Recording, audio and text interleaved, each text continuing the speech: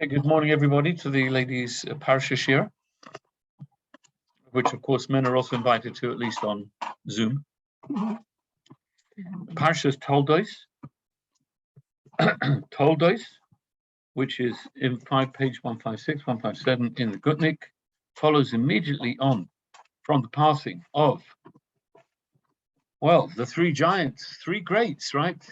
Passing of Sarah, passing of Avram, and passing of Yishmael. And Yishmael, actually, yes, it was the last thing we spoke about in last week's Parsha. And of course, we know that Yishmael, by that time, actually quite long beforehand, that Yishmael had become a Baal Tshuva. We mentioned that last week. I don't know if you remember. He had become a Baal Tshuva. He had actually finally agreed, so to speak, to the precedence of his brother, of Yitzchak, in terms of the Yerusha, even though he was the older boy, right? He was 13 years older than Yitzchak, and originally had said, you know, I'm the main man.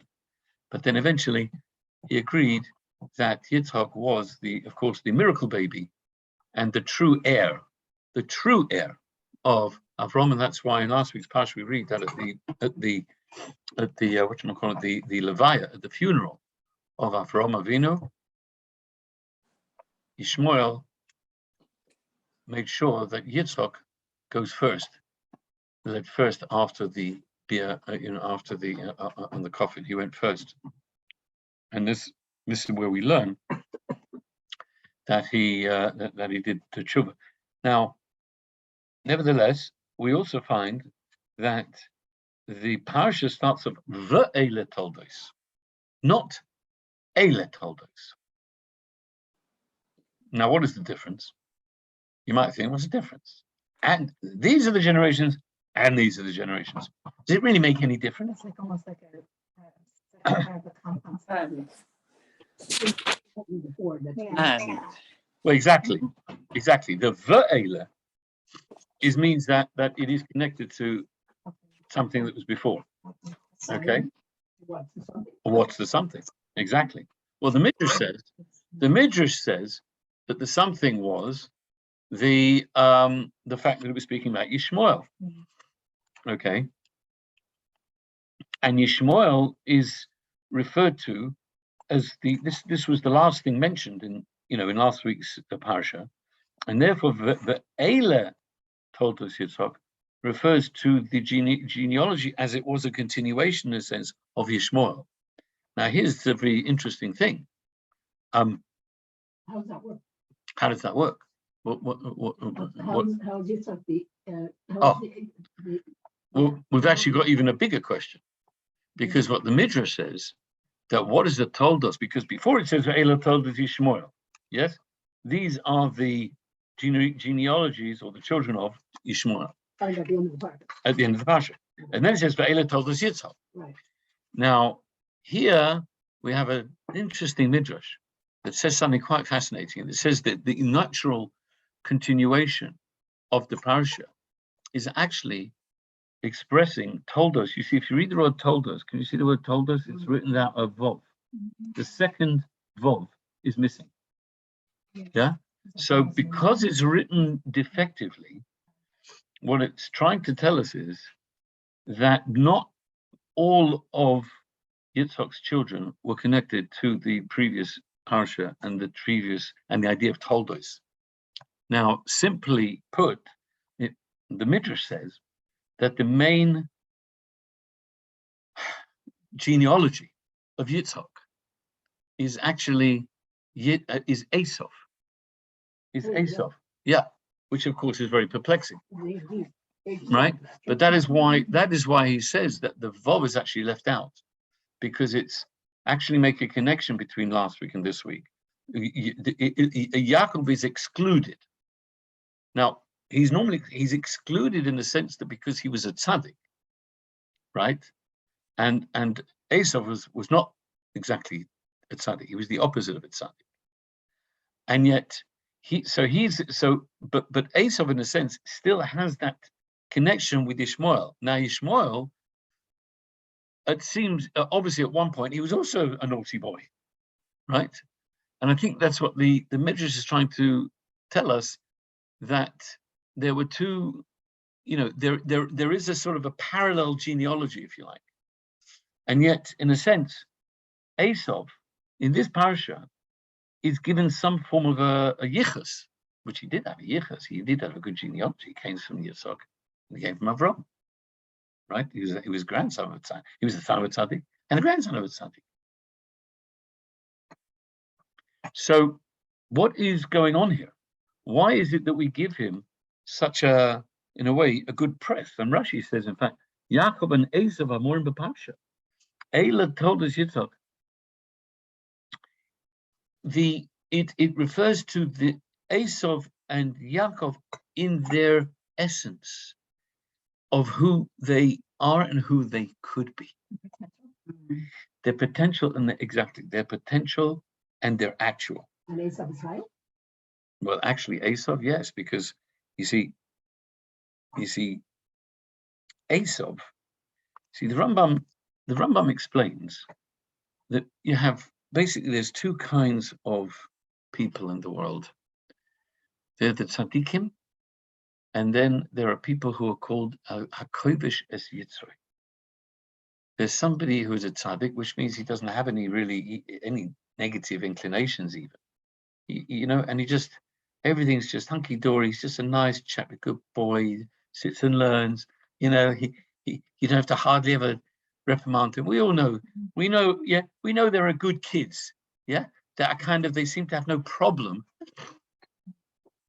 right, being good kids. Yeah, and then you've got other kids who not quite as, and they have inclinations. So the Rambam writes, this is actually a great avodah, that somebody who has inclinations that are negative, but he's given these amazing powers to overcome them.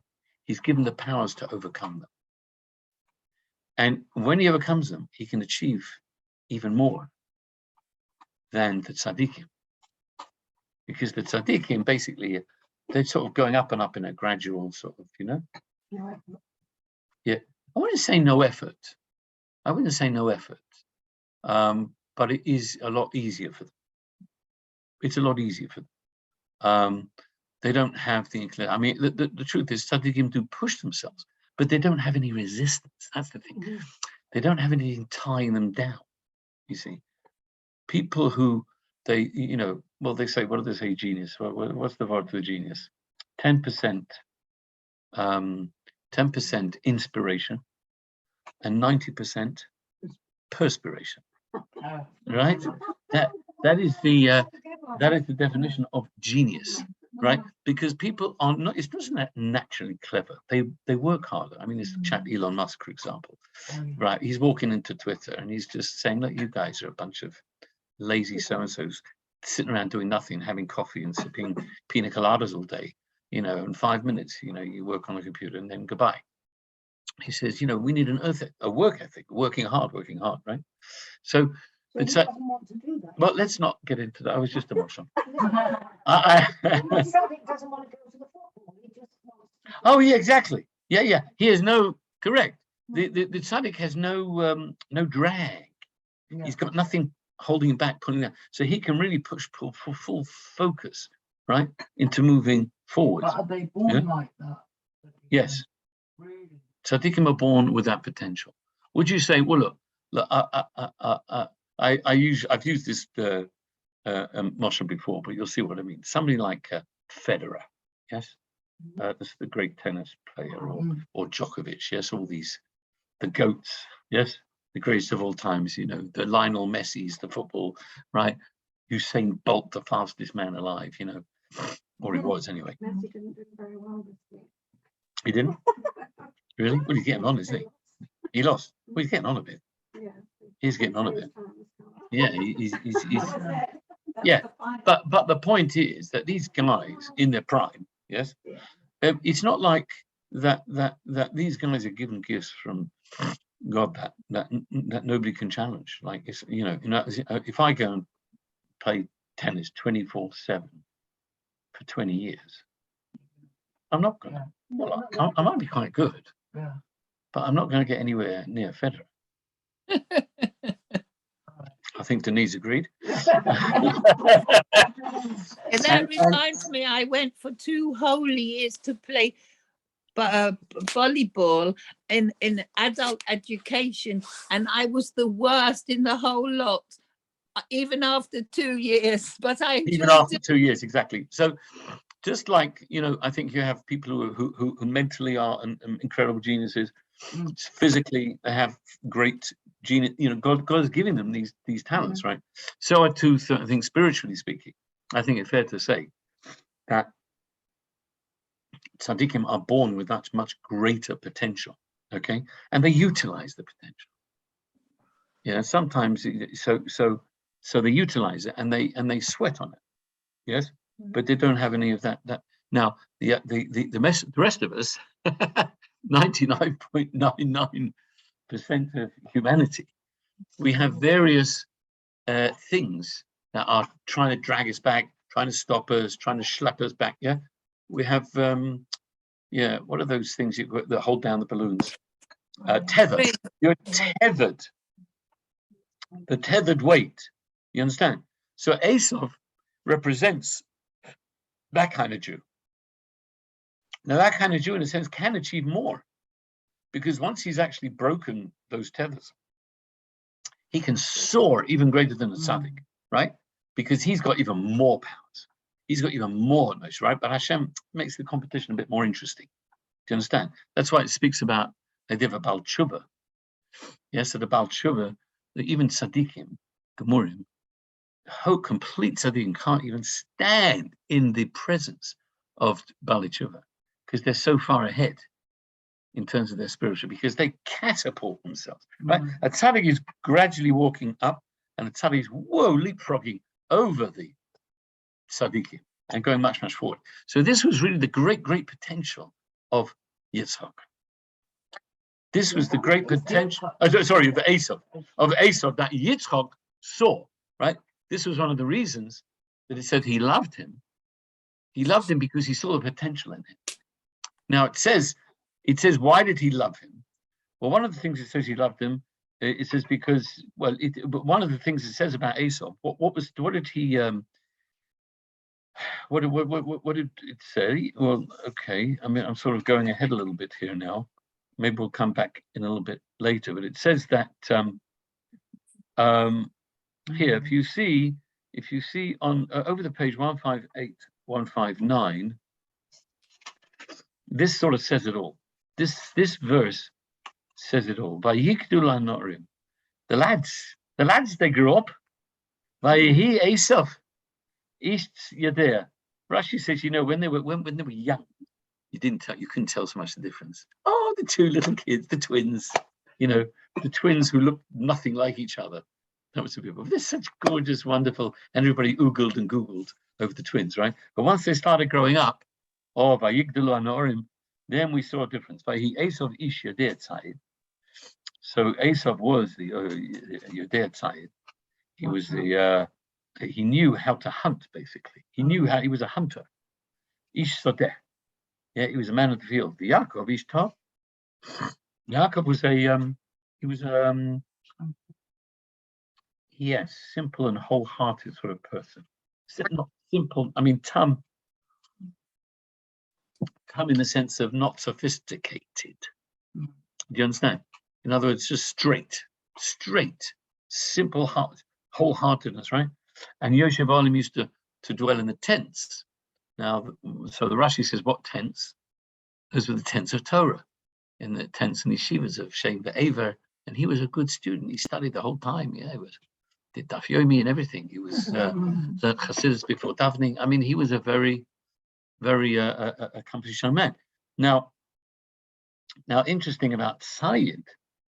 You look about Tzayid and you say, well, the Zohar says Vayigdal Na'orim actually meant that they grew spiritually. Now, how do you square that with Esau saying he grew spiritually? If he was a bit of a bum from the get-go, and unfortunately, that's what they say. I mean the American expression. That's what I mean. And he was just not very pleasant sort of a person. In fact, even in his mother's womb, which we'll get to a little bit later, we're going to go backwards. But since we're on the theme of the potential positive, yes, of Esau. What is the potential positive of saying he was an Ish Yodei Tzayid? Because Rashi says he was a hunter. You know what he did? He hunted, but he the word sad. Rashi says it seems that the Torah is. I guess he could have said who was he was a hunter, and he was saying Yodei Tzayid. He knew how to hunt. Yodei Tzayid. It's strange. It's a big strange way of saying it. So he said he knew how to hunt, but hunting, there's an interesting, different way. How does a hunter do his work, basically? How does he catch animals? There's two ways of doing it. Obviously, you have a bow and arrow, usually, right? Or a gun. Those days was bow and arrow. Or, how else would you do it? Trap, exactly. You hunt with your traps. So the trap catches the animal, you go and you kill the animal, finished, right? So it's machai, it's easy. So the rabbis say he was a trapper. He used to trap, but he didn't just trap animals. But he also trapped people. He says he used to trap and trick and trap. Yeah, he tricked his father. He trapped his father into thinking he was a very frum boy, because he asked him all sorts of very frum questions. How do you tithe salt? You know, this is the sort of question he asked, a very a frum sort of question. And he also says he tricked women, married women, to sin with him. That's what he did. He did it for 40 years. That's what he said. He got 40 years.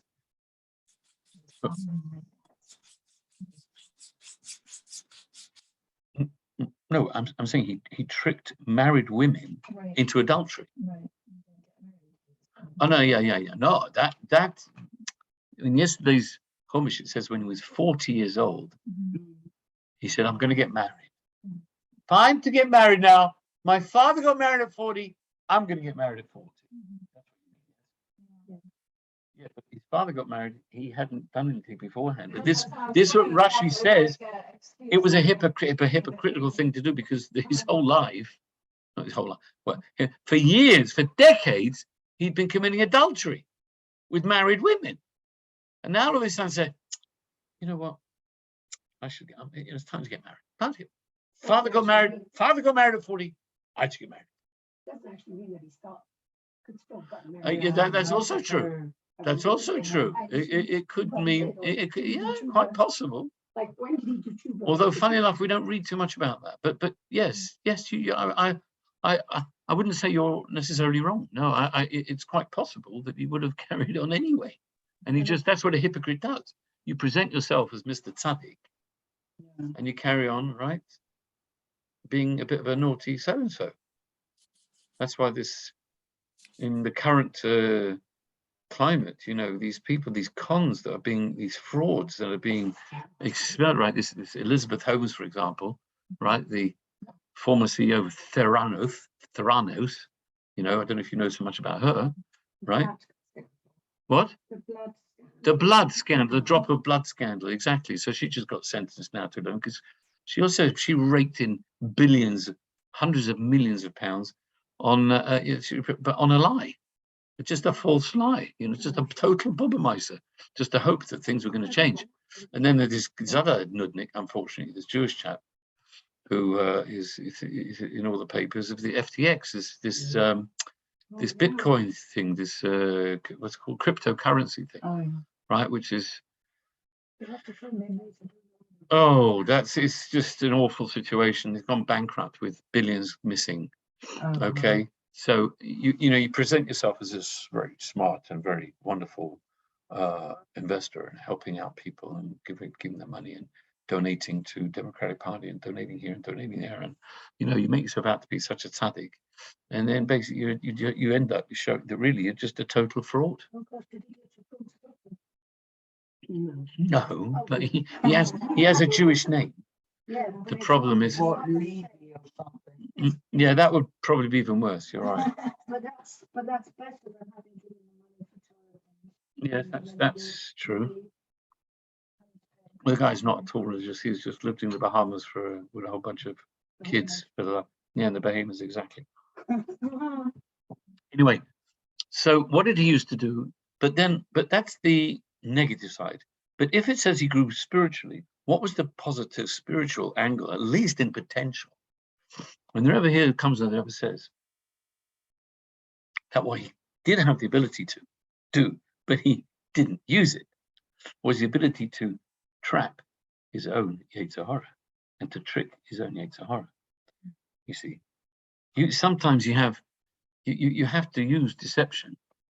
If you use deception in a positive way to trap your Yetzer Hara and to trick your Yetzer Hara, that's fine, that's good. Yeah, and that's what he could have done. That's what he could have done. There are ways of tricking the Yetzer Hara. You know, I mean, you know, it's interesting. People are hungry, let's say, before Daphne, right? I mean, invariably. Now, you're not really supposed to eat before Daphne. You're not supposed to eat before Daphne. That is the basic law. In Chabad, we eat, right? Why do we eat? Because basically, you calm down the animal soul, keep him quiet, and it doesn't bother you. Then you can focus your brain and mind on Daphne. Understand? So that is, you could say it's a way of tricking Yetzer Hara, because halachically you're not supposed to. So you don't think, oh, you're doing something wrong. You're not really doing anything wrong, because you're just anesthetizing your animal within you and then allowing your soul to get a bit more ahead. There are numerous ways that one can trick, if you like, the evil inclination. And this is really what Esav could have done. And this is what Yitzhak had hoped to achieve. But unfortunately, it was not to be. Ishmael was the Baal Tshuva, but Esav never did Tshuva. We know that Esav did not do Tshuva. And therefore, he went on his merry way. And basically, he became the progenitor of Edom. And one of the reasons, by the way, Yitzhak wanted so much that he should become good, because he saw that he has very, very holy powers and very holy sources. Remember, some of the greatest sages and greatest people in Jewish history came from converts, right? Came from Esav, right? We had Rabbi Meir, we had Shammai Avtalion, two of the great leaders in the times of the Mishnah, Rabbi Meir, the parents, I think, of Rabbi Akiva, parents or grandparents, right? So some of our greats, they came, so in other, and Yitzhak saw this tremendous potential in Esav, okay? But sadly, it was not meant to be. Now, we understand the first, as we go back a page now, it says that Yitzhak, Eila Toldos Yitzhak ben Avram, Avram Holis Yitzhak. The first verse in the Parsha is a little bit strange, isn't it? Because it seems quite repetitive. These are the children of Yitzhak, or these are the genealogy descendants of Yitzhak ben Avram. Yitzhak ben Avram. And then it says, Avram Holis Yitzhak. Avram begat. Is it begat? Begat, is that what he says? Begat. Fathered, thank you. He fathered him. But isn't it strange that we've got Yitzhak ben Avram? Obviously, he's a son. So why does it say he fathered him? So here the rabbis say that, you know, there was this whole mockery that people were saying that Sarah, there's no way Sarah could have been pregnant and got a child from Avram, because he's too old. I mean, she's too old as well. But if somehow something happened with her, certainly couldn't have been Avram, because he's much older than her. He's way past it, right? And therefore, what did Hashem do? And so he said that she had become pregnant when abducted by Abimelech, who was the king of the Philistines at the time, yeah, in Gerar. And so that's what the cynics, that's what the, you know, the Guardian and the Independent, you know, and the New York Times, and MSNBC, CNN, they were all saying, yes, that this is just a joke, and this is a con, and this is just, it's all coming from, no, not Fox News. No, Fox News were reporting it was Avram, because Fox is far more accurate of the truth. And therefore Hashem did an amazing thing. What did he do? He made Yitzhak look identical to his father. And that's the idea of why it repeats it. He looked much like they were like, so by the time he grew up and he had a beard, yes, once Yitzhak grew up and he had a beard, they literally looked identical, and people could not tell them apart. They couldn't tell them apart. And this is the famous reason why Avram prayed for, he prayed for signs of old age. Lots of them. I don't know if it was lots or some, but he prayed for them because they would walk into town, you know, they'd walk into the local La Brioche, you know, pick up a Danish, and people would of course want to honor them, but they were like, well, which one? Who's the father? Who's the son? This is a problem. And this one, and everybody was like, oh, it's too confusing. You can't honor the son in front of the father, right? You have to honor the father. So this was an ongoing issue, okay? And so therefore, Avram, you know, he prayed for, well, some call it the crown of old age. The crown of, I don't know how many people, the Rabbi actually refers to that. I mean, the crown of old age. Well, the bald patch, the grey patch, the wrinkles, who knows what. Whatever it is, that was what allowed people to be able to distinguish. Either this happened overnight or what? Maybe it happened gradually. That Avram took on. You know, Avram paid for. If Avram prays for something, then you know it's gonna happen. So it's what happened.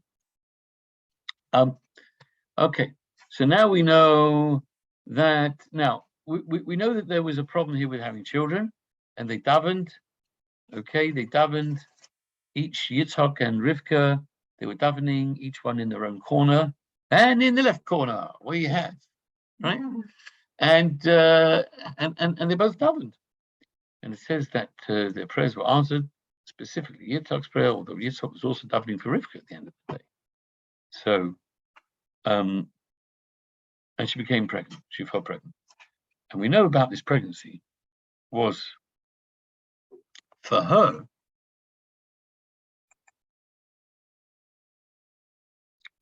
For her, excuse me, was an incredible, painful thing, an incredible discomfort. And in fact, it says she was so upset about it because, you know, obviously a woman, you know, yearns to have children, and that's quite normal. But if you imagine that she didn't have children for 10 years, and then, you know, ultimately before they had children already was even longer, and then finally she gets pregnant, and it was so uncomfortable that she says, like, im ken lama ze anochi, what am I, how do they translate this here? This is quite nicely. If the pain of pregnancy is so much, why did I want to be like this? You know, why did I pray in the first place? This is too much for me. As they say in Yiddish, ich ken nicht, yes? Like she couldn't handle it. And of course, and then Rashi, there's a whole thing where, interesting, they speak about Tamar, right? Because it says eventually they were, she gave birth, and Rashi brings a whole comparison, because the next, the next couple of verses says, well, you guess what? The reason why is you've got two children within you, okay? And one's going to be, you know, one's going to probably do good, and the other one's, you know, it doesn't say what's going to happen actually, good or bad. One will serve the other. Okay, sorry, is that okay? But then it says, Now, that seems a bit superfluous, doesn't it? Her days were filled, in other words, she came to full term. I think that's the best way of translating it. V'hinei toim b'midah. And, whoa, she's got twins. Well, we already know she had twins. We know she had twins because she was told that there are 2 children in your tummy and there's going to be 2 nations. But you see, this is answering actually a big question. And the question is, why did she have to suffer such pain? Why? She was one of the matriarchs. Did she have to have such pain? And actually, the very fact that I'm not exactly sure what that means, but okay, you'll tell me after class. It seems a bit too deep for me. So, and then why does Rashi then also make notice of Tamar? Because Tamar also had twins, right? And she gave birth actually early. And that's why it says, the Torah says, Vayimlu Meshi, she came to full term, unlike Tamar, when she was 2 months earlier. And in a sense, that is the key to answering our question. Why did she have to have such pain? You see, when Tamar, she gave birth to 2 tzaddikim. Peretz and Zerach. Right. Peretz and Zerach, right? They were 2 tzaddikim. And she wasn't full term. She was only 7 months, right? So people know that the last month is the most difficult, isn't it? I mean, for a woman walking around, it's very heavy. Especially with twins. So she was 2 months early, yet 2 months premature, so the kids are much smaller. And 2 of them were also tzaddikim. But you see, by Rivka, she went to full term. And more importantly, she had somebody inside of her who had these inclinations to do bad. And the fact is, because one of her children was not a tzaddik, he was not a tzaddik. I mean, again, he had the potential to overcome it, right? But he was not a tzaddik. And therefore, that potential evil, in a sense, the fact that, that was bound in a sense, she couldn't really escape that. It was just one of these things it's meant to be. And she went to full term. So full term with a tzaddik and a Rasha inside, that was, unfortunately, something that led to the pain. Okay, but that in a sense is why Rashi is contrasting it with Tamar. Yeah. The other thing, just one more final point. Actually, I'm not sure how that fits in really. Although that does actually fit in to what I was thinking about. I'm not sure how that, because the way Tamar was pregnant was rather unconventional. Yes, it was unconventional. Yeah, and the way, if you know what I mean. Okay, if you remember what I mean. Okay, we're going to discuss it in the next week or 2. It doesn't say Shadru HaKodesh. It says she yearned to give birth to great tzaddikim, and she understood that Yehuda. She understood that Yehuda is a great man. He's a great man. So, I thought it was because he was family. What do you mean he was family? Who was family? Father. Yeah. Might be somebody else. Father of who? Peretz and Zerach. He was the father of Peretz and Zerach. I know, but Tamar. Yeah. Had been married to 2 of his sons. Had been married to 2 of his sons. Yes. So, Oh, who's the father? right. Yeah. They were supposed to.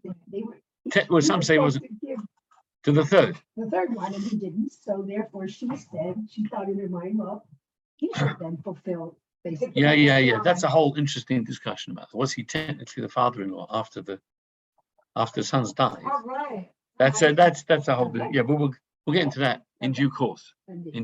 Yeah. At any rate, this is why. But why is he like what? why is he referring to, why is he repeating twins in the womb when we already know that? How do you, Because to explain to you that those twins, the fact that one of them was Esau, that was really part of that's what caused her all the anguish, the grief. That's the whole point. That's why I repeated it. One is just to tell you the fact. yeah. The other one is to explain to you why she went through so much pain. That's the way the Rebbe explains it. Okay. Okay. Yeah. Now, just just a little bit of a slight PS to what we were speaking before about the greatness and the potential greatness of Yaakov and Esau, respectively. We know that this week's Parsha talks about. I mean, we don't read very much about the life of Yitzhak at all. We have the Akedah, the binding of Yitzhak, which was already a couple of Parshas ago. Then we have the marriage, right? Which you don't really. He's not really very much involved in that whole story. He's a passive bystander until Rivka comes back, right? Then you read a little bit about that abduction with Abimelech, yes, and then you read about the well digging, the digging of wells, right? Basically, those are the four things you read about him. The last one is really about the blessing. And then it says he was old and he was blind because nothing much else happened with him, so to speak, for the rest of his life, apart from this whole part of the. So the well digging. Let's just discuss that for a minute, because what is the idea of digging wells? It's about, it sounds like just getting people to do things. Getting water and having a drink like you're doing. They have to But why can't you just use a tap? keep people warm or in the weather. They didn't have any. Well, look, let's analyze. If you have, what do you do with the well? How does a well happen? What do you do to create a well? What do you do to create? You dig a well. Yes, you drill for oil and you dig a well. So you have to have a shovel. You have to start digging, whether it's you or somebody else, right? Doesn't matter. But whoever it is, you've got to dig and dig and dig, and you're getting rid of all the schmutz and all the stones and all the earth, and you dig down, down, down, down, down, and you don't even know when to stop, because we know that this thing called the water table, yes. So there's water everywhere, actually, under the ground, everywhere, under the entire land surface, is what we call the water table, right? The problem with the water table is that sometimes it goes down, sometimes it goes up. It's not a flat table. It's not a flat table. So if you're digging in a dip, you carry on digging till the cows come home, because you're not going to reach. You're not going to reach down. It's too far down. So you need to find a place where the table is rising underground. And for that, you need to be a bit of a ruach. I guess there are people who know how to do these things, because Yitzchak was a genius. Like Yaakov was a genius at eugenics. They call that about. Eugenics is like the way he gave the birth of the animals, Right. the sheep, how he managed to get the sheep, spotted and striped and plain and black. That's what he was a genius at that. He's a farmer. Presumably, Yitzchak was a genius at figuring out where you can dig. Okay.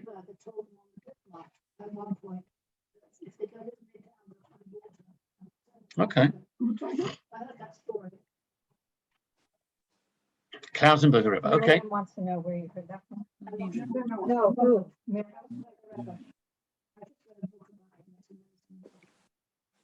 So the idea of digging, well, that's what Yitzhak was all about, because that's the idea of gevura. If you like, you're taking away all the rubbish. Now, what does that mean spiritually? It means you're taking all away the rubbish of the person, and you can see deep down this one. Well, you're just removing the schmutz, and then eventually, what happens? The world just appears, doesn't it? Once you dig, suddenly you wake up and you say, "Woo!" The water suddenly just comes in, and that's it. You're sorted. If you don't get it up. Sorry? No, it stays in the well. Yeah, because you've dug and dug. Yeah, it doesn't go anywhere. No, you've punctured the water table. So the water table just keeps feeding it. Do you understand? It doesn't usually run dry. Yeah. Because for some reason the table, follows under the ground. Because there's no gaps. There's no gaps. Right. No, it's just it's an undulating up and down. There's no gaps. Yeah, that's why if you dig anywhere deep enough, you will find water. It's like an underground river. It's more than a river. It's an underground ocean. Ocean. It's an underground sea. Yes. Remember, Hashem put the dry land. It was appearing, but it was like, remember, the whole world originally was made of water. That's not a trick question. The whole world was water. Yes, even scientists now, astronomers, they like to call Earth the watery planet. Where? Of course. Well, 70% of the whole surface is water. Even today, 70%, more than 2/3 of the world's surface is covered in water. And it's not just surface, it goes down miles. I'm in the wrong. Goes down miles. No, the 30% is land. But that 30% was what Hashem made appear, yes, on the surface of the water. So the dry land was appearing, but so underneath is still the water. I mean, the good news is it's not salty. That's the good news. It's not salty because it's purified by the rocks, perhaps. Or maybe it just comes from the rain. I don't know. I don't know where it all comes from. The glaciers. Okay, that's perhaps, but that's more rivers. Glaciers is more to do with rivers because the glaciers melt into the rivers. But we're talking about, as I say, underground the ocean. Now, so here's the same thing spiritually speaking. So Esau, so Yitzchak, see, Yaakov himself was like a well. It was already everything sorted, so he didn't need any digging. He didn't need any digging. Everything was just hunky-dory. Esau was the potential, right? He was the one who was going to he needed to dig him. Do you understand? So that's why it makes sense. It's all clicks. Do you understand why he? And it all works very nicely. Now, and that's why, in a sense, he wanted to give him the brachas. He wanted to give him the blessings, because he felt that giving Esau all the brachas would be the final dig. Finally, I'm not really sure how that works, because Gevurah, it's a bit of a paradox. Never quite figured this out. Because the paradox being that Avram was the man ish chesed, kindness to everybody. Give. Everybody gets. Doesn't matter if you deserve it, you don't deserve it. Yeah. It's like how people digging it up. But Yitzchak was Gevurah. Yeah. Now, what's the difference between chesed and Gevurah? Gevurah is I'm only going to give. I'm going to give if you deserve it. If you work on yourself, you elevate yourself, you become a better person. Yes, you have to work for it. Then I give. That's Gevurah. Okay? That's the difference. So, and that was the whole well digging. Yes? You're digging people, you're digging physically, you're digging people, but you're encouraging them to work on themselves to be greater. That was the old method of parenting. Exactly. Now, no, there's something to that. But, well, that was one method. It was one method. One people have kindness, Gevurah. Okay. But here's my sort of point is that Yitzhak here, he wanted to give him brachas. Chassidus says he wanted to give him brachas because Esau saw the great potential within him.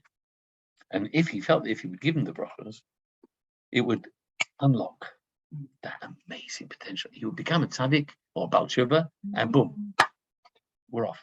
We're sorted. Shiur is here. Really. Now, it didn't work that way because Rivka understood that it's not going to work. She knew it's not going to work, and that ultimately the brachas, even for Esau, should come through Yaakov. He deserves it. He deserves it. But that's the irony. Yaakov deserved it because he worked on himself. Okay, he was a tzaddik. He didn't have problems, but maybe so. Why then was he willing to give it to Esau, when surely he realized that Esau hadn't really deserved it and worked on it. Do you understand my question? Yeah. I've never figured that out yet. Why would, so he, in other words, he did something really contrary to his own, you know what I mean, his own like philosophy. His own philosophy is that you want, yes, I will give, but you have to earn it. You must earn it. And Esau didn't earn it.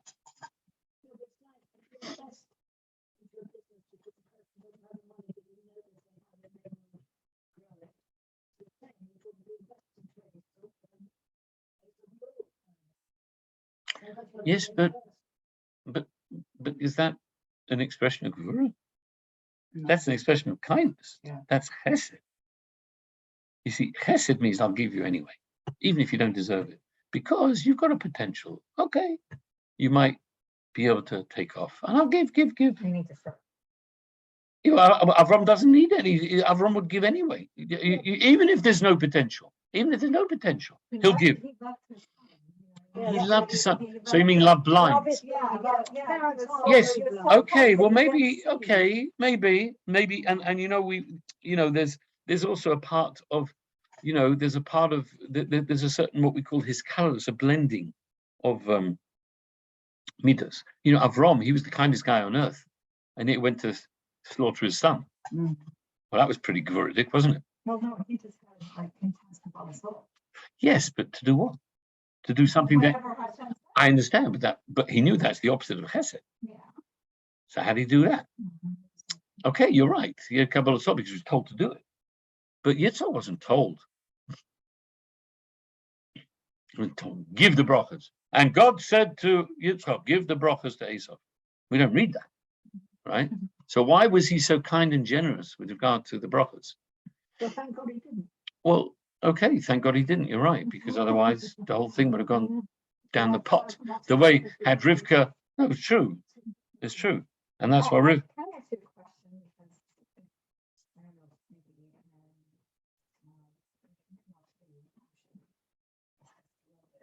maybe in addition to Esau being furry, Yeah. Mm. he had garments also that were, Mm. and these are the things that he distributed to the because it says that when Yaakov went to his father, he just had it open. It doesn't seem like he had like coats of it. He just had it on his arms. He had like skin laying on his arm. It wasn't an actual like Had jacket both. suit. Well, we don't exactly know, but whatever. He did have those skins, the skins on his, well, apparently, because I guess, you know, I remember Yitzhak was very hard of seeing. Yitzhak couldn't see. So what is he going to, the first thing that you will do, you reach out, well, somebody's going to reach out, you're going to reach out to the arms. You reach out the arms, you're not going to sort of start feeling your legs or your tummy. She put the garments on. Oh, right. Okay, so it was But the skins were. Yeah. No, but Hashem made it smell like Roch Canadian, yeah. But then because they were funny bones from what? Yes. said something Apparently. about an apple orchard. Yeah. Anyway, so the whole point of the way the brachas were received was in a sense a tikkun, as we said before, a tikkun, a rectification of the sin of Adam, of the snake, because the snake tricked Chava into eating from the fruit, and therefore this was a tikkun, a rectification, because it also came through a form of deception. Yeah, so that's how the Zohar writes that's where that this was a tikkun, that Yaakov, through that what he did, fixed up, he rectified that, the original sin, as it were. I don't want to say original sin, but that the first sin. Okay. Okay. So now I just want to mention one more point here, is that with regard to these well diggings, the diggings we read about in, I think it was yesterday's Parsha, there were three. Was it yesterday or the day before? There were three basic wells that we read about. Okay. One was called Asek. Asek, it's actually in Shlishi, it's on page 164. Okay, and verse 20. Verse 20, it says that the shepherds of Gerar messed around and fought Yitzhak, and they said they called the well Asek because they were busy with it. They were messing around and fighting about it. Then they moved off. They built another one that was called Sitna, which means hatred. And then they finally got to another one where they didn't fight, and that was called Rehovos, and that was the third one. So it says in various forums that the three ovos, yes, represent the three bearers, which represent the three Botei Mikdash, the three temples. So, and the three ovos, they represent the three pillars in which the world was created: Torah, Avodah, and Gemilas Chesed. Right? Torah study. So Avram was the idea of what? No. Avram was the idea of Gemilas Chesed, Chesed, kindness. Yeah. Yaakov is the idea of Torah, because we just said he dwelt in the Torah, the tents of Torah, and therefore who was Avodah? Yitzhak. In Avodah we have a tefillah, but it was primarily to do with the Beis Hamikdash. So the question is, of course, why are the three Botei Mikdash hinted to in Yitzhak?